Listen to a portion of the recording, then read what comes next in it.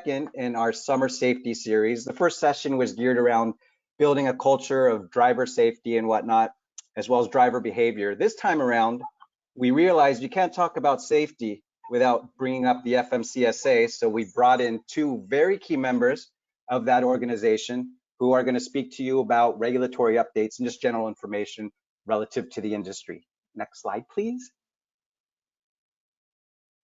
So a bit of housekeeping. There are a couple different ways to join the audio for today's webinar. You guys already know that by now, because if not, you don't hear me, which would probably be a good or bad thing, just depending on your judgment. And then as far as the recording and the slides for today's presentation, those will be made available to you at the conclusion of the call. So be on the lookout for that. And on that note, next slide, please.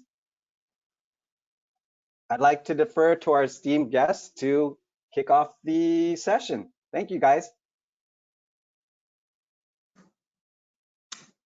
Good afternoon, everybody. My name is Crystal Williams. I am with the Federal Motor Carrier Safety Administration, as was just mentioned. I have been with DOT, not just FMCSA, but DOT for nearly 18 years, and I've been with FMCSA specifically since 2016, and have served as the program lead for Hours of Service implementation. And more recently, I have moved over to our Drug and Alcohol Program Division. So that's a little bit about me. Bill? Thanks, Crystal, and thanks, everybody. Thanks for having me. I'm Bill Mahorny. I'm Chief of Enforcement here at the Federal Motor Carrier Safety Administration. I've been with DOT on and off for 26 years. Starting off as an investigator. I've worked on many different programs, but this is probably the most interesting one I've ever worked on, the electronic logging device program.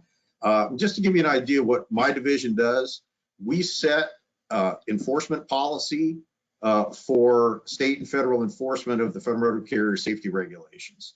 So in essence, when there's a new regulation, a new legislative mandate, we generally set the enforcement policy, in essence, to make sure everybody's doing it the same way, to make sure that if it's being enforced in California, it's being enforced the same way in Maine. That's in essence what we do. But a big part of our job right now is electronic logging devices, which is, I'm going to tell you a little bit about the implementation of that before Crystal talks about the hours of service, which is probably the thing you're most interested in right now. So next slide. ELD and hours of service, like I mentioned, Crystal and I are going to talk to you about, and of course they go together, as you know. The interesting thing about the electronic logging device rule and everything, now that we're about getting close to 2 years into it, about a year and a half, coming up on 2 years, full implementation in December. The sky didn't fall, the world didn't end. We got it done. And from the data that I will show you, you will see that things are going actually quite well.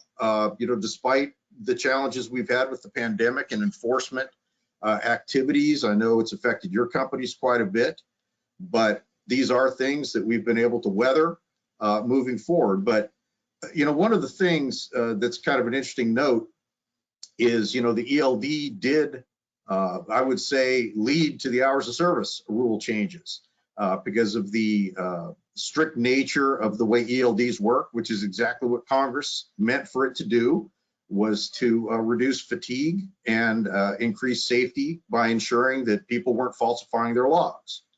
So with that, I'm not going to go into a lot of detail about the rule itself. I figure after 2 years, everybody knows who's got to have an ELD, what an ELD is, et cetera, et cetera. So I thought what I'd do is just talk a little bit about the implementation so you can kind of see where we are. So next slide, please. Oh, next slide, please. That's me, my information. If you ever want to send me an email, please feel free to do so. We also have, and I think Crystal may have this in one of her slides as well, but we do have mailboxes for ELD at dot.gov if you have a specific ELD question. You can always send me an email as well. Next slide, please. ELD provider status. You can see a lot of vendors with approved registration status. and there are 693 approved device registrations. Now, as you know, we don't certify ELDs. They are self-certified. We register them. You know, we do go through a process to make sure that everything is registered properly, but the key is if it's not on our registered list and law enforcement pulls you over and your device is not listed on that list, it's not an ELD. It's got to be registered on our website. And that is something that's built into our roadside software, so the law enforcement officers always know if you've got a legitimate ELD or not. And one of the things I'm really happy to say is nearly 100% of the files transferred from ELDs are properly configured to support a roadside inspection. That's one of the keys. Efficiency in checking hours of service, because that's what it's all about. All these things are to make sure that everyone is compliant with hours of service and that we can check it properly. But that shows a tribute to the vendors that most of the files that come through, if not virtually all of them, are properly configured and they can be read by the EROD software. And as you can see, we're well over 2 million transfers since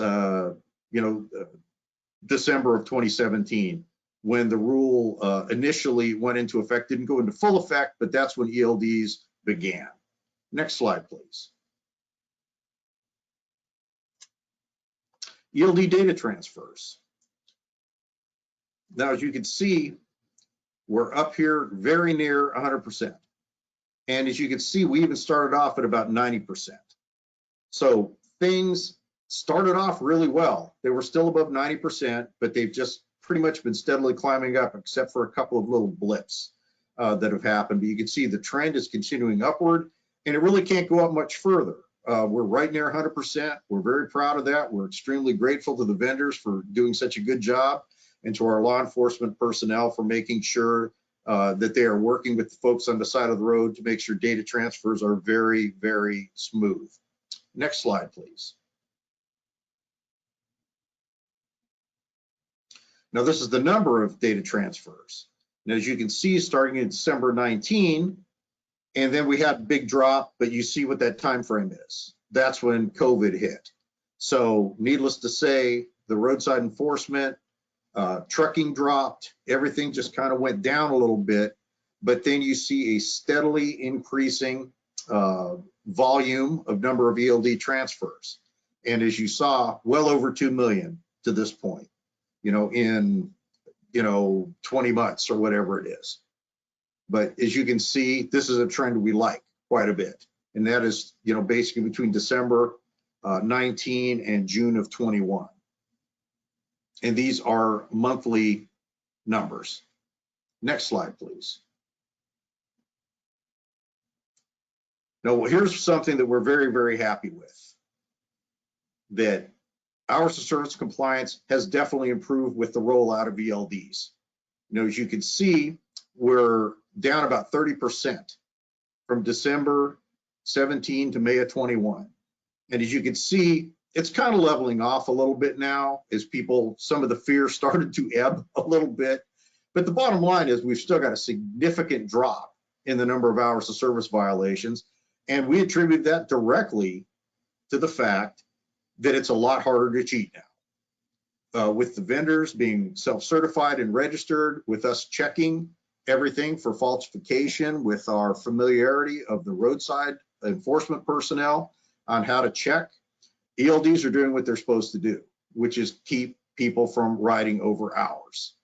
That is a really, really a strong key. It's a tribute to the industry, to working, to make sure that things don't happen. We've even worked with the shippers quite a bit. When the shippers realized that they were having some issues and suddenly they couldn't get things done as easily, well, to their credit, they called us a few times. I even went out and spoke to some shippers from time to time and told them, this is why. You can't just find somebody who's willing to break hours of service now. Everybody is playing with the same level playing field. And you as a shipper, where maybe before you didn't care, now you have to care. And nobody's going to be able to break the law. So if you can make your operations more efficient, make these folks not have to sit around so long, make them not have to wait, it's going to be better for everybody. Next slide. Hours of service compliance, the percentage of driver inspections with at least 1 hours of service violation. And that is the real, that's not just form and manner, that's a 10 or 11 hour, a 14 or a 15 or a 60 and 70. But you can see, you know, that had a little bit of a drop, but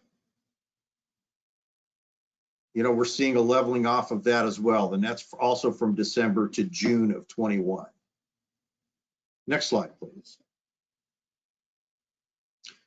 Some of the key conclusions: industry is complying with the rule. Less than 1% of driver inspections since April 2018 have resulted in the driver being cited for operating without a required ELD. And as you know, a lot of that is knowledge.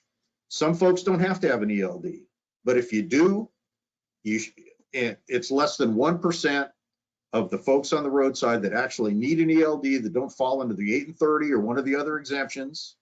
Everybody's complying with the rule. So supply has been adequate. The vendors have been able to provide what they need. The carriers and drivers are operating them properly. Things are going extremely well. Next slide, please. Now, percent of all driver's inspections with the following violations: operating a device is not registered.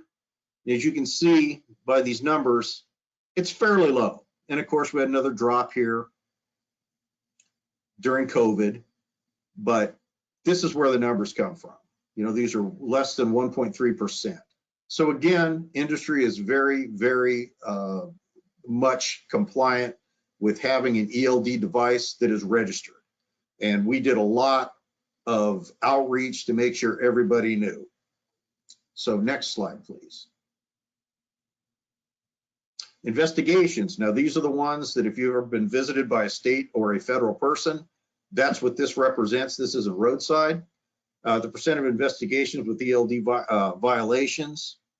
Now, you can see this is starting to trend down a little bit, which is good, but that's heading in the right direction. But as you can see, kind of a little choppy there. And, you know, as you know, too, you know, we had some challenges with our enforcement. Some of you that may have had an investigation here recently know a lot of it is done remotely through our EDMS system with an upload of documents and so forth. You know, it's presented some challenges, but it's worked out pretty well. But, you know, this is a number that we hope will continue to drop down as well. Next slide, please. 10 most cited ELD violations. Investigated, pardon me, I have to look here, but my eyes aren't as good. But you will see as you look at all these, and we're of course going to, you know, hopefully encourage the folks, you know, Teletrack to make this information available to you all. We don't have any problem with sharing this presentation, but you'll see a lot of these violations are really self-inflicted wounds. You know, MotorCare failed to review records of unidentified driving, and I can't stress that one enough. Make sure you can avoid so many of those unidentified driving if the driver just logs in and out properly. I'm sure you all have seen that, but to me, that's one that's easily fixable. You know, the failing to electronically produce ELD records, failing to ensure the driver's ELD record is accurate. I mean, these are things like checking for accuracy were things that you were hopefully doing before ELDs. But now, hopefully it's even easier because you do have an electronic record. You know, with fleet management systems and so on and so forth, you still have your supporting documents, check all those things. But the thing that I'm happy to see about these top 10 violations, I think these are going to continue to drop as the carriers, you know, become more and more familiar, get their auditing processes squared away, continue to emphasize to the drivers that they have to annotate. If they make a mistake, if they don't annotate it, it's going to be definitely a violation. Could even put you out of service if it appears you've run out of hours. But can't stress enough for number one, make sure the drivers log in and out properly. It eliminates so much of that unidentified driving. But you will see on all of these are all things that are easily fixable. So, you know, I as the enforcement chief, am looking for great improvement moving forward on these. Next slide, please. Impact on speeding. You know, one of the things that was a huge concern of the industry before the implementation, especially, was that the nature of the driver's pay, which is of course mostly by the mile, that because the drivers were not going to be able to be flexible, so to speak, with their logbooks, that they were going to speed to make up for it, to make sure that they met their deadlines, to make sure that they continue to get paid at the same level. But as you can see, 4%, the most it's ever hit has been a little bit above 6%, but you see the trend back down to the regular. But as you can see, we're talking even at the most, maybe a 1%, 1.5% increase. But generally, if you look at this, we're talking maybe 1%. But the bottom line is, if you look at the historic data, it's really not impactful at all. This is something that, I've talked to a lot of folks in industry, and they have said, you're right. They really didn't have that big of an impact, on safety, because the playing field got level. The shippers were starting to work with people a little bit more to make sure that they didn't have to wait, and it became less and less important to, it became less apparent that speeding would have to make up for some of the other deficiencies in the system. Next slide, please. ELD implementation impact on falsification. And as I mentioned before, falsification still can exist. It still can happen with ELDs. And as you see the trend here, this trend is clearly going up. And I attribute that as an enforcement person to just our enforcement officers becoming a lot more comfortable with the information, becoming more familiar with how to check for falsification. And so as a result, we're seeing a trend upwards on that. But what I'm hoping to see from that moving forward is the folks that are falsifying, as they start to see that we are catching it, that this number is going to start to drop again, or at least level off. But there's always going to be folks, who are trying to push the envelope. With an ELD, it's a lot harder.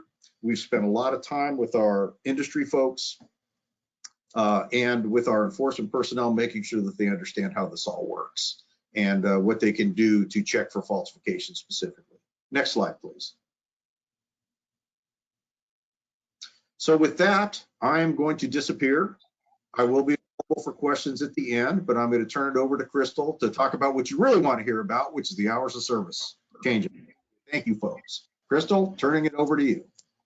Thanks so much, Bill. Hello again, Crystal, back with you. Good morning, good afternoon, depending on where you are in the country. As Bill said, I'm going to be talking about the most recent hours of service rule change that took place last year. So I'm going to give some background about just how our rulemaking process works and how it worked for this particular rulemaking, and then talk a little bit about each of the 4 changes.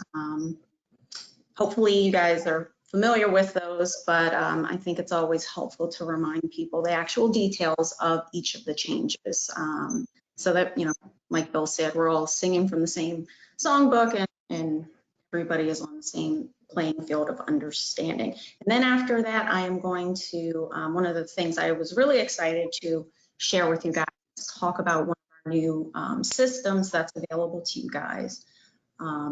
We think is a great new tool and very helpful for folks to get comfortable with the rules and hopefully help everyone get in and stay in compliance. So with that, next slide. So like I said, I'm going to start by talking about the rule itself and the process of it.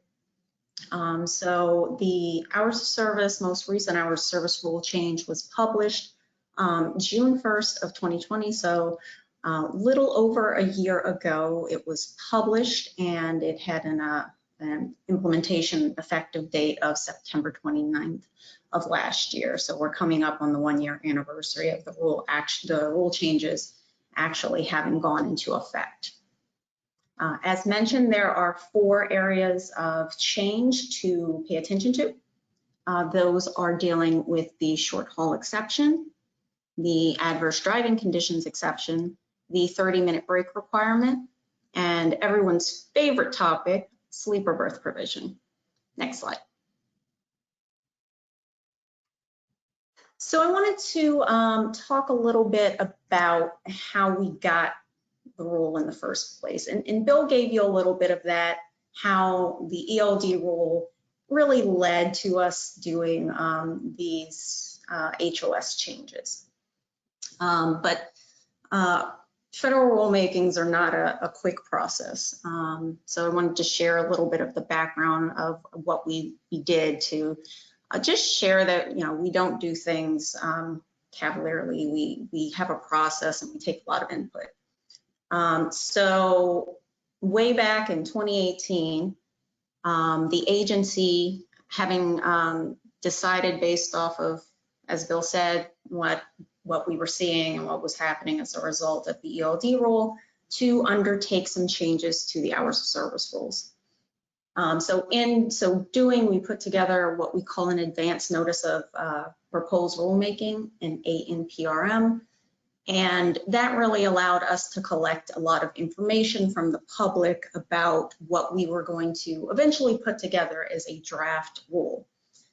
So that was a really big effort, and as you can see, during the comment period, we received over 5,000 comments. We hosted several public listening sessions because really rulemaking is about getting people's input, getting the public's input, getting industry's input, but specifically in ANPRM is about gathering information. So clearly, as you can see, the numbers show that's what we did. So that was, the ANPRM was published in August of 2018. So it took us a year to collect that information and process that information and develop it into the rule itself. And actually just about a year later, almost to the day, we ended up publishing in August of 2019, the notice of proposed rulemaking. So that's when we actually put forward draft language, what we think it should look like based off of feedback from hopefully folks like yourself. And again, we have a comment period for this as well. And we received just under 3,000 comments for that phase of the rulemaking. And then as mentioned on June 1st of 2020, having processed all of this, we published what was the final rule. And I go through this whole litany for everyone to understand that whenever we do a rulemaking, it is an integral part of what we're doing that we involve the public, we involve industry because it affects you guys. So just a note that you know, you should get involved in rulemaking processes. When there's a comment period, you should definitely put in your comment. All right, next slide. So I'm not going to read all of this. This slide here is just to remind folks that if anybody was subject to the hours of service rules before the most recent rule change, they're still subject to them now. The most recent rule changes didn't have anything to do with who fell subject to the rules themselves. So just we like to remind people that nothing related to that changed. So we can go on to the next slide. So first one we are going to talk about is short haul. So next slide. Okay, so the short haul exception. CDL property and passenger drivers are granted exceptions for what we call short haul operations. When a driver is operating under the short haul exception, they are not required to maintain records of duty status or use an electronic logging device. So this is one of the exceptions that Bill was talking about earlier. So it's, again, these two topics are very closely linked. So when we were going through and trying to figure out what to change and where, one of the areas that we had gotten a lot of feedback on was related to short haul. So the change that we made, and there were two things that we changed, and you'll see, I think with all of them except maybe sleep or birth, there were two things that we changed. The first thing that we did is we extended the air mile radius that a driver could operate within the short haul exception. So under the old rule, it was 100 air miles. Now it's 150 air miles. So that's obviously a very significant increase in geographic area that a driver can operate within and not have to have an ELD. The other thing we did is we extended the duty period from 12 hours to 14 hours. And that was, again, just to kind of line up a little bit more with the other driving windows that we have. And also because if we're extending the radius, it kind of intuitively made sense to extend the time as well. So yes, 100 to 150 for the radius and 12 to 14 for the window they can operate within. Next slide. So now we're going to talk about adverse driving conditions. Next slide. And as mentioned, again, we, after assessing what made sense to change, ended up making two changes as it related to the adverse driving conditions exception. So essentially what's happening here is for adverse driving, we are now extending the driver's time they can drive and the window they can drive within. And that is another thing that we were doing to sort of kind of make some of our old rules make more sense and line them up.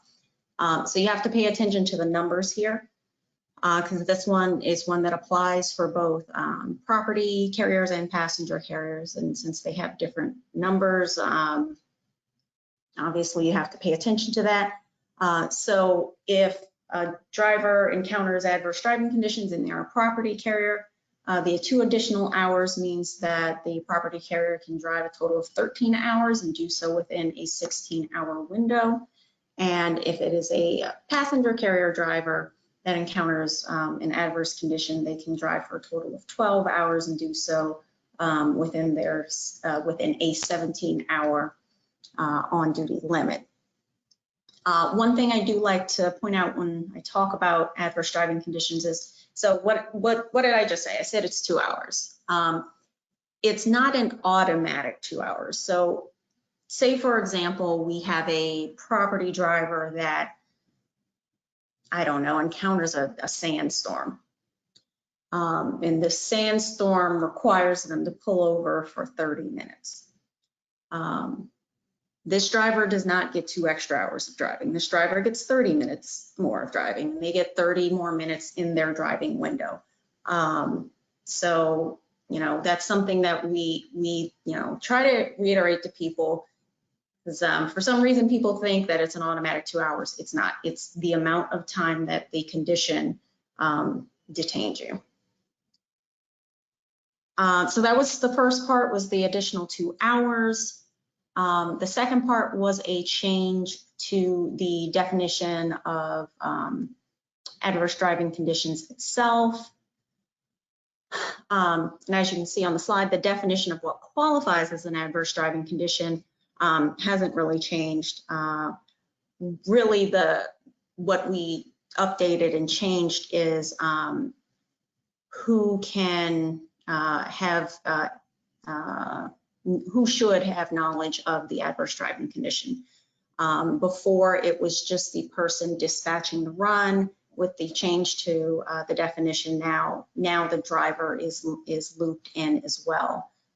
So if there's some sort of adverse condition, it needs to be something that wasn't known to the dispatcher prior to dispatching the run, or it needs to be something that wasn't known in advance of the driver starting driving again after some sort of qualifying rest break. The thing that I like to bring up, or is pretty popular with us at FMCSA, is Atlanta traffic is not an adverse driving condition. We all know what rush hour is, and obviously major metropolitan areas have rush hours that are pretty bad. If a driver happens to hit Atlanta at 5 o'clock and they get stuck in awful Atlanta traffic, that is not an adverse driving condition. It is something that the driver could and should have known in advance of starting driving. Okay, next slide. 30-minute break. Next slide.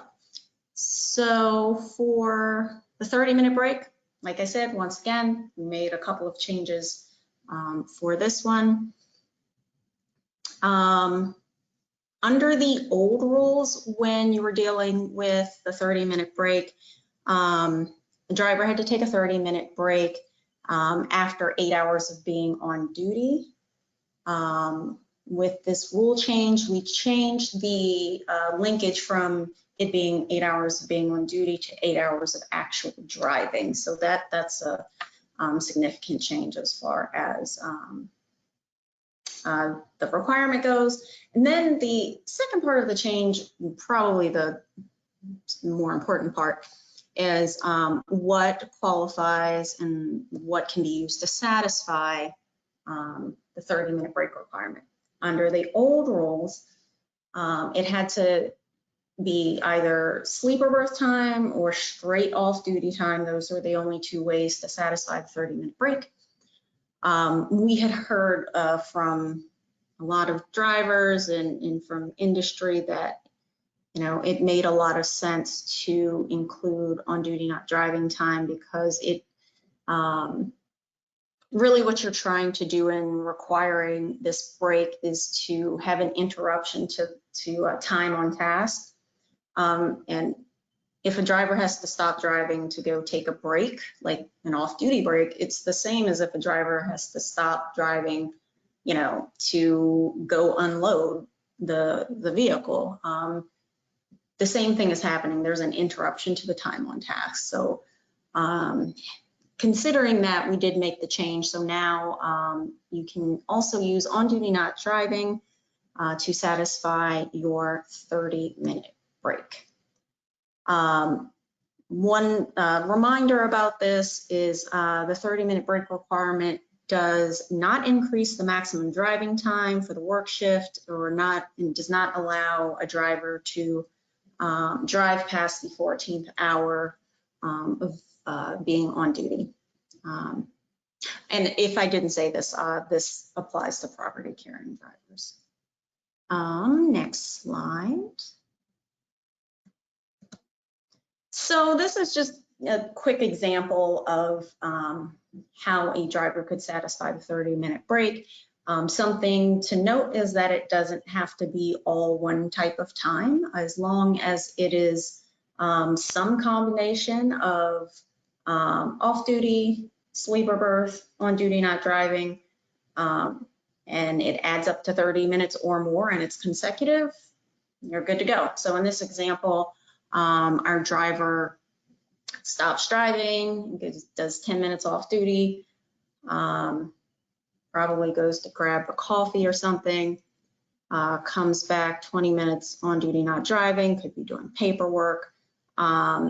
All of that adds up to a total of 30 minutes, and our driver is good to go, and they are in compliance and can continue on with their day. So on to our next and final of the 4 changes. Everyone's favorite, at least it's my favorite, the sleeper berth provision. So we made some pretty significant changes to the sleeper berth provision. And these rule changes again apply to property carriers.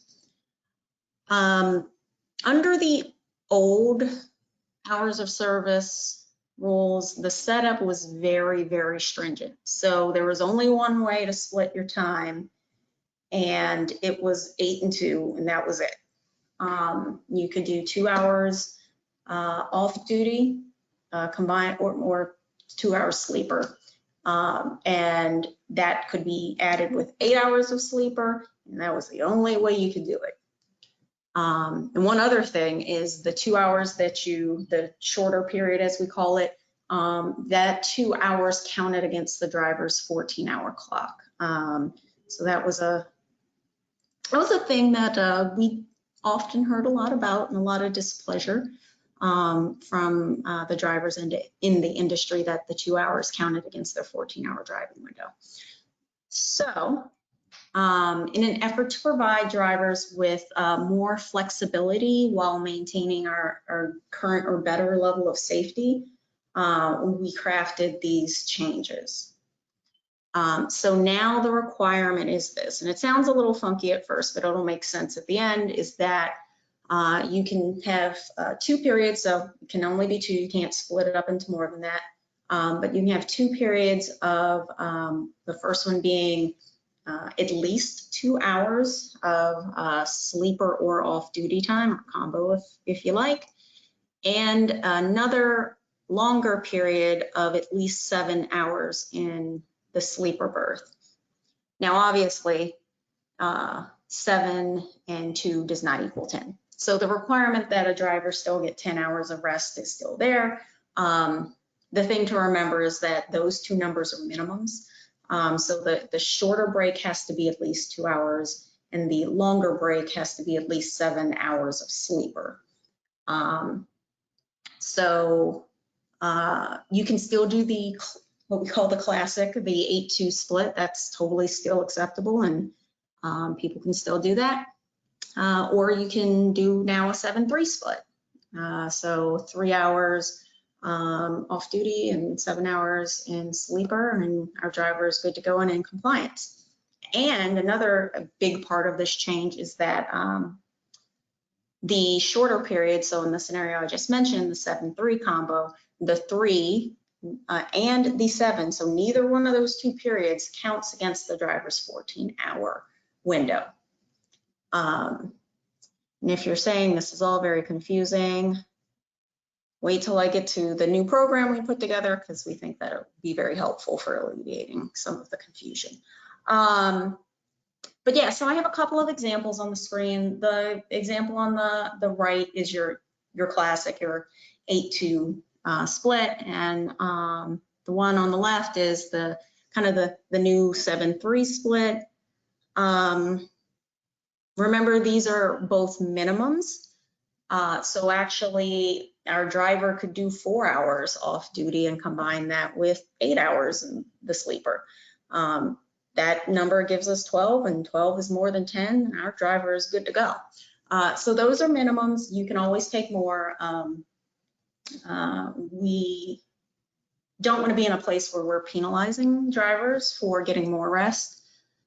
So that just puts us, by not having maximums, it puts us in a place to encourage more rest. So that is another thing that I like to point out when we're talking about split sleeper berth. So moving on to our next slide, I'm going to talk about ethos. Next slide. So as a part of these new rule changes, when we were dealing with the old 8-2 split, because there's only one way to achieve your split sleeper, you know, it was a kind of built-in limit on how many ways you could do that math. Now that we have multiple ways of doing the combination and we don't have maximums, it can get a little more complicated. So we wanted to do something that would help people feel a little bit more comfortable with the rules and be able to understand them better. It's something they could kind of do on their own in a self-guided manner. So we developed the ethos system, stands for Educational Tool for Hours of Service. I was pretty proud of that name. So this is a system for public use, so anyone can use it. And what it does is it allows anyone to go to the site and manually input a log example, or if they have an actual log, they can input, you know, something they actually did in real life and see if there were any violations. And it's, it's there to help people understand the rules better. And we also have sample logs there. If you don't want to put your own in there, we have, I think, 4 examples. I believe there are 2 with violations and 2 without. And we have more coming. We should have a large batch of them coming out, being loaded into Ethos sometime later this year. So yeah, let's go to the next slide so we can take a look at this. And something I wanted to point out about Ethos, just to give people a degree of confidence in the tool. We have a system on kind of the back end, ERODS, which I'm sure you guys have heard of and have some familiarity, at least some of you. ERODS is our internal system for reviewing ELD files. So when we were building Ethos, I mean, we had to go in and update ERODS to reflect the hours of service changes, but when we were going to develop Ethos, I mean, a lot of the work was done for us because Ethos works off the same algorithm as ERODS. So there's a degree of confidence that the information you're getting is the same type of information we're looking at. Now, having said that, because I'm sure legal would insist on me saying this, both systems do give you proposed violations.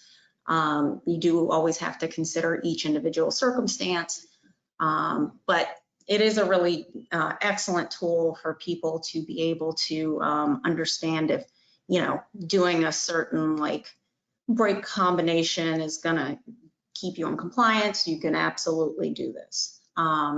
So let's take a look at this. So what we have on the screen is we have some instructions on the right-hand side, and on the left-hand side, we just have some general information about the rules, the hours of service rules themselves. Excuse me, and next slide. And this slide shows you what the screen looks like when you're entering in information. And I don't remember if I mentioned this, but the link to Ethos is at the top of the screen there. So in the top of our box here, we have the 4 input drop-down windows. So that's how you go in and enter data to build your log example out. And yeah, you just go through and build that until you had your whole log in there. And if you didn't want to go through that process, a little bit lower on the left hand of the screen, it says or select an example below. You could just select one of the 4 examples there, and the program will just populate that example in there. And then you can review the example. And all 4 examples do have a written explanation associated with them to kind of walk you through what's happening. And again, there are some with violations, so you can kind of see what a compliant setup would look like, and there are some without violations. Sorry, there's some with violations and without violations, so you could see what it looks like when they have violations. And actually, if we go to the next slide,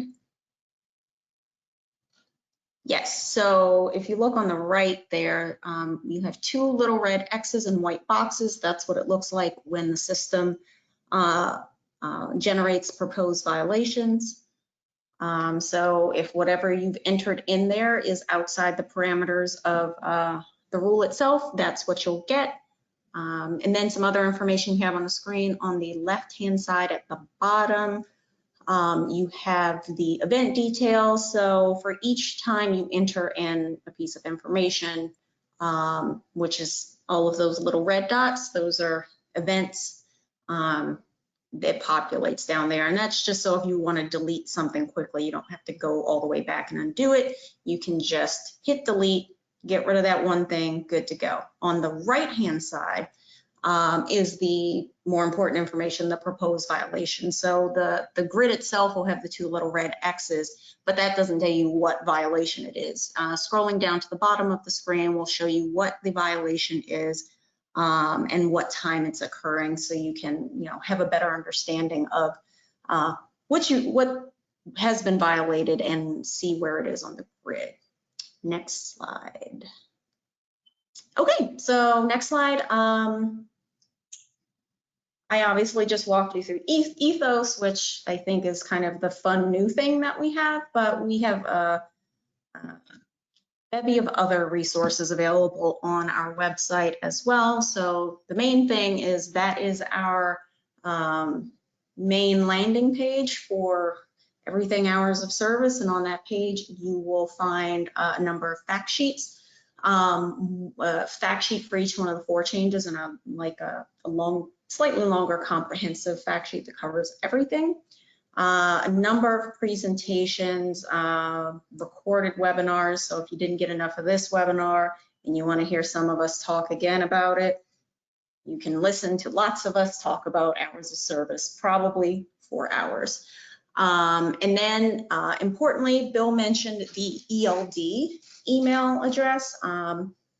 We also have an hours of service email address. So if you have hours of service questions that you don't get to today, you can send them there. That email address is particularly good for if you have specific, like, exact scenarios questions, like, if I start driving at 7 a.m. and then I go off duty at 11:45, and though the email address is a good place for the very specific ones, so that we can take the time and look at it and give you some good analysis. And I think our final slide next is just a screenshot of some of the fun stuff you can find on our hours of service page. And I think that is it for me. Thank you, Crystal. Bill, a lot of good information, a lot of information to digest. So we've reached that portion of the presentation where we can address some questions. And as I've been looking through these, I'm seeing that a lot of them are very organizationally specific to our attendees. So I think it requires maybe more of a personal answer. So what we'll do with those is we will escalate those directly to Crystal and Bill for them to attend to within the next couple of days. So one question that did come up, and this is for the both of you, I suppose, Crystal, you can answer first. What are some of the initiatives, or where will your efforts be focused going into the back half of the year? Certainly. So I kind of led into some of that with Ethos. We have some additional log examples that we will be getting loaded into the Ethos system. So right now, as I mentioned, there are only 4, but sometime later in the year, there will be just a bunch more that people can go in there and pull up and look at and kind of dig into. And then we're just making some other general improvements to the Ethos system to make it a little bit more user-friendly, to make it more mobile phone friendly, make it easier to input the data and to download the data. So we're putting a bunch of cool user stuff into Ethos to just encourage people to use it even more. So that's dealing with Ethos. We're constantly responding to questions, and when people ask us to provide these webinars, we do that as well. So just making sure we're being responsive to people's information and improving the tools we have out there. Bill, what's ELD doing? Oh, thank you. Just want to make sure I unmuted myself here. But yeah, I mean, we're continuing on with a lot of things. I mean, obviously training continues to be paramount especially for our law enforcement officers to keep improving our tools. As Crystal mentioned, they have Ethos, and she mentioned very prominently eRods, which runs on the same platform. We're always working to improve both of those tools. In fact, you all can see eRods. We have a eRods right on our website as well. It's on that hours of service page. So if you want to go in and see what our inspectors see, you can see it right there. And you will notice, like Crystal made it clear, is the eRod software will flag a potential violation, but we expect the officer to look at it carefully. And that's why we tell you folks in the industry, make sure your drivers are annotating, because if something was was not correctly attributed to that driver, If they don't annotate it, it's going to look like a violation every time. If it's an annotation and everything matches up, you're going to be in pretty good shape. But if you do want to see what the roadside officer sees, it's right there on the site. Exactly the same version that we use. But we're going to continue to make sure that the officers, state and federal, have everything they need. We're going to continue to do these outreach events all we can to make sure everybody does understand what's going on with the rule. And one of the things that we're very focused on now, as opposed to, you know, for 2 years before, we were making sure everybody knew who had to have an ELD and that everybody had an ELD. Now we're focusing on some different areas, like I said, the actual enforcement. But another big thing that we're trying to do is make sure that all the vendors are in good shape. You know, we're working with a lot of the vendors. I'm happy to say the vendors are very cooperative when we do find problems with the devices from time to time. We work with them and make sure that everything is squared away with software updates as appropriate. And also, if there are vendors out there that aren't doing the job, it's our job to make sure that they either fix it or we remove them through our regulatory 5.4 process. 5.4 referring to part of the regulations. So that's a big focus for us right now, is make sure all those vendors out there are playing with a level playing field as well, and that nobody's created any devices that can be used for bad purposes by carriers who are not compliant. And just one thing real quick, Bill reminded me of that I didn't mention when I was talking about adverse driving conditions. Drivers are required to annotate on their ELD if they have used adverse driving conditions, because it just looks like you went over hours. So you are required to, you know, say, I ran into that sandstorm and it stopped me for like 30 minutes. So thanks for reminding me about that, Bill. Yeah, and you know, that's such an excellent point, Crystal, because I can't stress that enough. Annotate, annotate, annotate. That annotation is specifically in there for weird scenarios or things that aren't the norm. Please tell your drivers to take advantage of it, because there's nothing worse than a driver who's really compliant, who really has hours to go, but they didn't document it properly and it looked like a violation. Next thing you know, they're out of service. So can't stress that enough. The annotation's there for a reason. When in doubt, annotate. That's what I always say. And like Crystal said, there are some circumstances where you have to, otherwise it's not going to count. Perfect. Got another question for you here. What are the current duty hours for a school bus? Ooh, school bus. That one I am going to have to follow up on. I mean, let me take a crack at that one, Crystal, if you don't mind. I mean, the bottom line is, Have at it. yeah, I mean, if you are subject to the Federal Motor Carrier Safety Regulations, which means you're like a contract service or something like that, then you have to comply with the hours of service regulation, you know, as it is. And of course, you know, for motor coaches and such, it's 10-8 as far as that goes. But that much I'll say. I'll let Crystal, you know, follow up with additional, you know, information. But you know, states and localities and things of that nature are exempt from the Federal Motor Carrier Safety Regulations. But depending on the type of bus operation it is, they could be either subject to the regulations or might not be. And as you know, passenger carrier regulations for hours of service are different than truck hours of service. Yeah, and I did try to make mention of that when I was going through which of the changes applied to both and which didn't. And in most of the stuff was kind of focused on property carriers, with a small exception.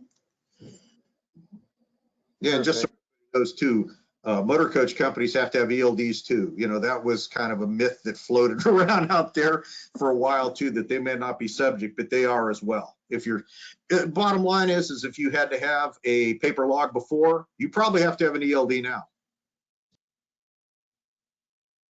Perfect. Thank you for that, you guys.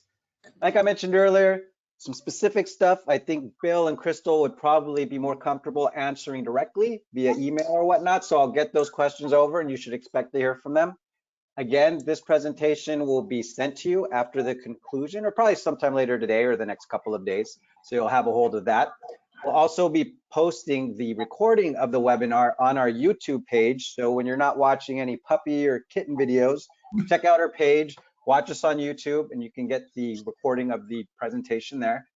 And one final bit of information, if you have anything you want to discuss, any future topics you'd like addressed, or just to tell Bill and Crystal how awesome they were, please email me directly at customer.communications@teletracknavman.com.